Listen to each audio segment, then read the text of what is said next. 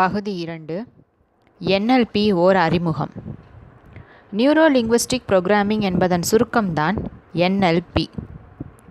Neuro என்பது மூளை மற்றும் நரம்பு மண்டலம் தொடர்பானது. லிங்குவிஸ்டிக் என்பது மொழி மூலமாக என்னும் பொருள் கொண்டது. புரோகிராமிங் என்பது செய்முறை திட்டம் உருவாக்கல். மொழி மூலமாக மூளையில் மாற்றங்கள் உருவாக்கும் செயல்முறை திட்டம் என்பது அதன் நேரடி மொழிபெயர்ப்பு. மொழிவழி எண்ணங்களில் மாற்றங்கள் உருவாக்கும் நிகழ்முறை என்று தமிழில் பெயர் வைக்கலாம். எளிமையாக சொல்வதென்றால் NLP என்பது பலவீனப்படுத்தும் எண்ணங்களை விலக்கி சுயபலம், சுயமுயற்சி ஆகியவற்றின் மீது நம்பிக்கை கொள்ள வைத்து அதன் மூலம் வெற்றியை உறுதி செய்யும் ஓர் வழிமுறை. NLP மூலம் ஒருவர் அவருக்கு மிக முக்கியம் என்று நினைக்கும் துறையில் அவர் திறமையானவர் ஆக முடியும். மற்றவர்களிடம் அவர் பார்க்கும் அபரிதமான ஆற்றலை, திறமையை அவர் பெற முடியும். கடந்த கால அனுபவங்கள் கொடுக்கும் அழுத்தத்திலிருந்து முற்றிலும் வெளிவர முடியும். சுற்றியிருக்கும் மற்றும் தேர்வு செய்யும் நபர்களுடன் இணக்கமாக பழக செயல்பட முடியும். மொத்தத்தில் வாழ்க்கையில் புதிய வாய்ப்புகள் மற்றும் நிம்மதியையும் திருப்தியையும் பெற முடியும். NLP என்பது சிகிச்சை முறை அல்ல. அதில் மருந்துகள், மாத்திரைகள், அறுவை சிகிச்சைகள் கிடையாது. அது ஒரு வழிமுறை மட்டுமே. NLPக்கு மக்களின் திறன் மீது அபார நம்பிக்கை உண்டு. எதையும் அவர்களாலேயே சரி செய்து கொள்ள முடியும் என்று நம்புகிறது. ஒருவர் பங்கேற்கும், சந்திக்கும் எல்லா நிகழ்வுகளும் அவரது நினைவில் பதிவாகிறது. ஆனால் அவையெல்லாம் பதிவாகின்றன என்பது அவருக்கு தெரியாது. தேவைப்பட்டால் அவர் அவற்றை நினைவுபடுத்தி பார்க்கலாம். என்ன, ஏது, எப்படி என்று பரிசீலனையும் செய்யலாம். எப்படி வெளிமனதையும் ஆழ்மனதையும் ஒருங்கிணைந்து வேலை செய்ய வைப்பது என்பதை பற்றிய வழிமுறை NLP. NLP என்பது அனுபவங்களின் கட்டமைப்பை பற்றிய ஆய்வு என்றும் தொடர்பு கொள்ளலின் கலை மற்றும் அறிவியல் என்றும் சொல்வோருண்டு. தன்னோடும் வெளி உலகத்தோடும் எப்படி எந்தவிதம் தொடர்பு கொள்வது, அதன் மூலம் மாற்றங்கள் கொண்டு வருவது என்பதுதான் NLP. NLPயில் பேசுவதன் மூலமாகவே மாற்றங்கள் கொண்டு வருகிறார்களாமே. வெறும் வார்த்தைகள் போதுமா? வார்த்தைகள் என்று சுலபமாக ஒதுக்க முடியாது. ஒருவர் கேட்கும் வார்த்தைகள் மூலம் அவரது மனதில் ஒரு அனுபவத்தை பெறுகிறார். அவர் சொல்லும் சொற்கள் அவரது மனக்கட்டமைப்பையும் தன்மையையும் தெரிவிக்கிறது. கேட்பவரிடம் தாக்கம் கொடுக்கிறது. NLPயின் அடிப்படையே நம்பிக்கைதான். நம்பினார் கெடுவதில்லை. இது 4 முறை தீர்ப்பு என்பது போல NLPயை நம்புகிறவர்கள் பலனடைந்திருக்கிறார்கள். ஒருவரது செயல்பாடுகள் அவரது மனது இடும் கட்டளைகளால் தான் நடக்கிறது. ஒருவருடைய மனது எதையும் எப்படி பார்க்கிறது, எப்படி புரிந்து கொள்கிறது, எப்படி செயலாற்ற வைக்கிறது என்பதெல்லாம் அதன் புரோகிராமை பொறுத்தது. பண மதிப்பிழப்பு நடவடிக்கைக்கு முன் நம் நாட்டில் இயங்கிய ATMகள் எல்லாம் 100, 500 மற்றும் 1000 ரூபாய் தாள்களை கொடுத்து கொண்டிருந்தன. அதன் பின் 1000 ரூபாய் இல்லை, 2000 தான் என்றானதும் அப்படிப்பட்ட தாள்களை தவறில்லாமல் வழங்குகின்றன. காரணம் அவற்றின் புரோகிராம் சாஃப்ட்வேர். அவை மாற்றியமைக்கப்பட்டது. NLPயால் மனதிற்குள் இருக்கும் புரோகிராம்களை அதே போல மாற்றி அமைக்க முடியும். அதன் பின் செயல்பாடுகள் மாறிவிடும். NLPயின் 4 முக்கிய அணுகுமுறைகள்: இணக்கம் உருவாக்கல், ராப்போ பில்டிங், ஐம்புலன்களையும் முழுதும் பயன்படுத்துதல், சென்சரி அவேர்னஸ், விளைவுகள் அணுகுமுறை, அவுட்கம் திங்கிங், நடத்தையில் நெகிழ்தன்மை, பிஹேவியரல் ஃப்ளெக்சிபிலிட்டி. நீங்கள் எவராகவும் இருக்கலாம். அமைச்சராகவோ அல்லது நிறுவனத்தில் பணிபுரியும் தொழிலாளியாகவோ அல்லது ஒரு ஆசிரியையாகவோ அல்லது வேறு யாராகவோ. எவராக இருந்தாலும் அவர்கள் பணியிடத்தில், குடும்பத்தில், சமுதாயத்தில் என அவர்களது வாழ்க்கையின் அனைத்து பகுதிகளிலும் தேவைப்படும் குணங்கள்தான் மேலே கொடுக்கப்பட்டிருக்கும் 4. இவற்றை கடைபிடித்தால் சம்பந்தப்பட்டவருடன் நெருக்கம் உருவாக்கி அவர் சொல்வதையும் நடந்து கொள்வதையும் அவ்விடத்தின் பிற போக்குகளையும் கவனித்து தேவையற்ற சண்டை சச்சரவுகள் தவிர்த்து அந்த நேரத்து நம் தேவைக்கு எது உகந்ததோ அப்படிப்பட்டவற்றை உடனடியாக எந்த தயக்கமும் இல்லாமல் செய்வோம். NLPக்கு அதிக வயதில்லை, 50க்கும் குறைவுதான். இதன் ஆரம்பம் 1970களில் தொடக்கம்தான். NLP பிறந்தது வளர்ந்தது எல்லாம் அமெரிக்காவில். யூனிவர்சிட்டி ஆஃப் சாண்டா க்ரூஸில் இன்ஃபர்மேஷன் சயின்ஸ் மேத்தமெட்டிக்ஸ் முதுகலை படித்து கொண்டிருந்தவர் ரிச்சர்ட் பேண்ட்லர். அதே பல்கலையில் மொழியியல் பேராசிரியராக இருந்தவர் டாக்டர் ஜான் கிரிண்டர். இவர்கள் இருவருடன் மூன்றாவதாக பியூஸ்னிக் என்பவரும் சேர்ந்து கொண்டு இவர்கள் மூவருமாக வேறு 3 நபர்களை பற்றி தீவிரமாக ஆராய்ந்திருக்கிறார்கள். ஆராயப்பட்ட அந்த மூவர் பிரிட்ஸ் பார்லஸ், வெர்ஜினியா சாடர், மில்டன் எரிக்சன். அவர்கள் செய்த ஆராய்ச்சி வித்தியாசமானது.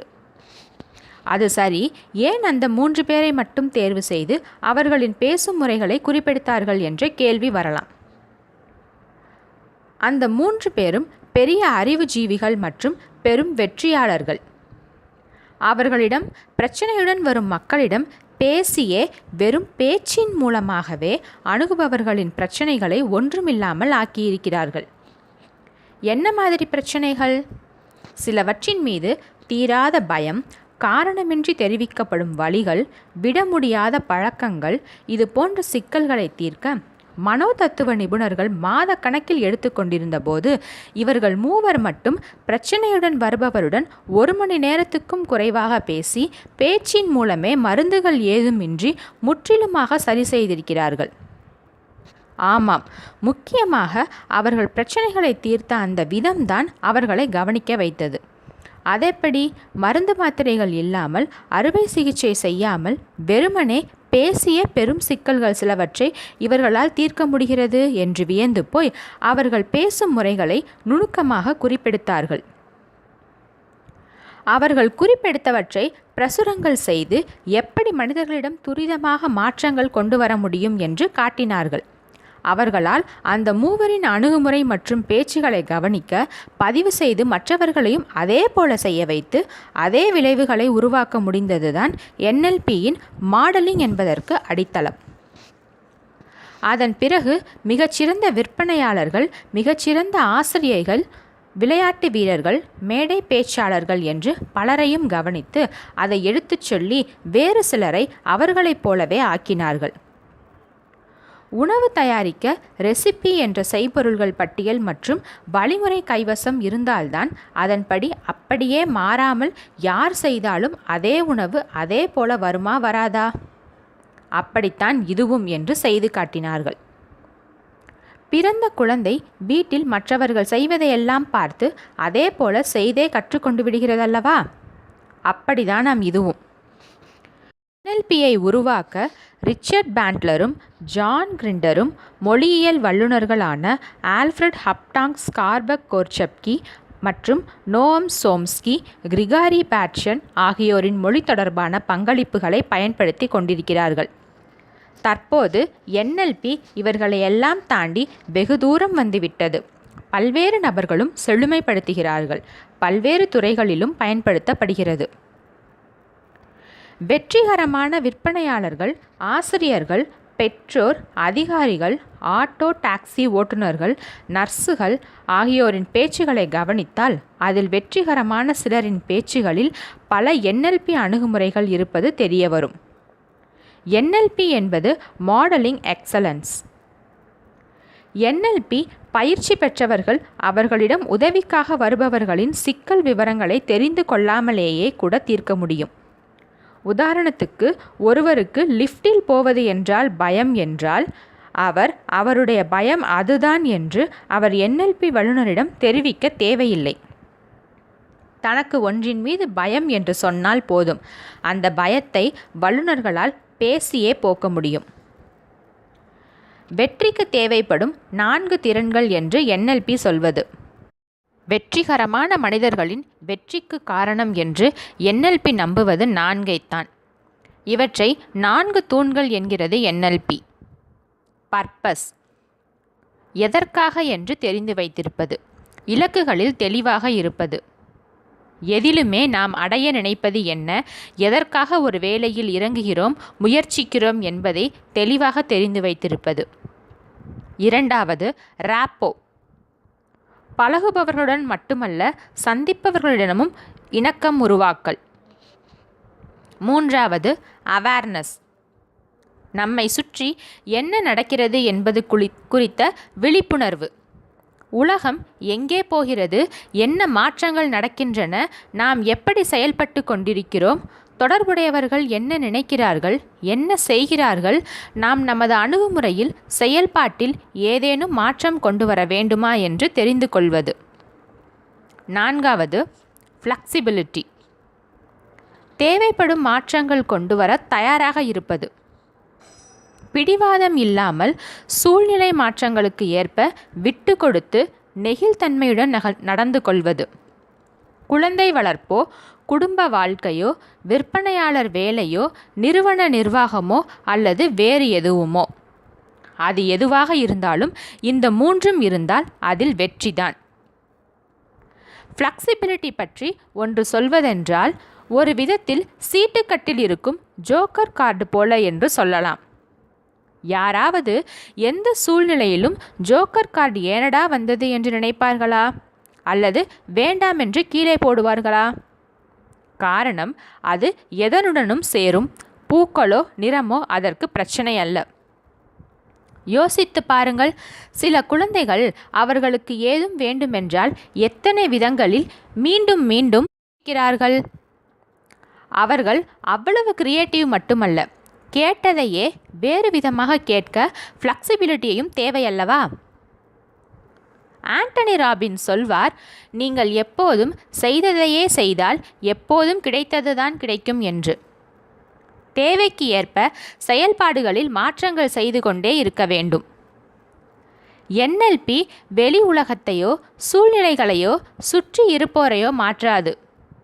வெளி உலகம், சூழ்நிலைகள் மற்றும் சுற்றி இருப்போர் பற்றிய நமது பார்வையை, புரிதலை, அணுகுமுறைகளை மாற்றும். அதனால் வெற்றி கிடைக்கும். ஒருவர் முழுமையாக பயனடைய வேண்டுமென்றால் அவர் அவரது தற்போதைய அளவீடுகள், மதிப்பீடுகள், அபிப்பிராயங்களை கேள்வி கேட்க வேண்டும். அவரே கேட்டுக்கொள்ள வேண்டும். பிறர் அவரை கேட்கவும் அனுமதிக்க வேண்டும். தேவைப்படும் மாற்றங்கள் செய்ய கேள்விகள் முக்கியம். NLPயின் அணுகுமுறைகள் வெற்றி தரும் என்பதால் அதை தவறான நோக்கங்களுக்காகவும் பயன்படுத்தக்கூடாது என்பது அதை கற்றுக்கொள்பவர்கள் கடைபிடிக்க வேண்டிய தொழில் தர்மம். கராத்தே என்று தற்காப்பு கலையின் பயன்பாட்டைப் போல இதையும் பிரச்சனைகளை தீர்க்க பயன்படுத்தலாமே தவிர சுயலாபத்துக்காக பயன்படுத்துவது நியாயமல்ல. இந்த புத்தகம் ஒரு உதவி. மாற்றங்களை உருவாக்குவது உங்கள் பொறுப்பு. மாற்றங்களுக்கு ஆயத்தமாக இல்லாதவர்கள் பெரிய வெற்றி பெற முடியாது.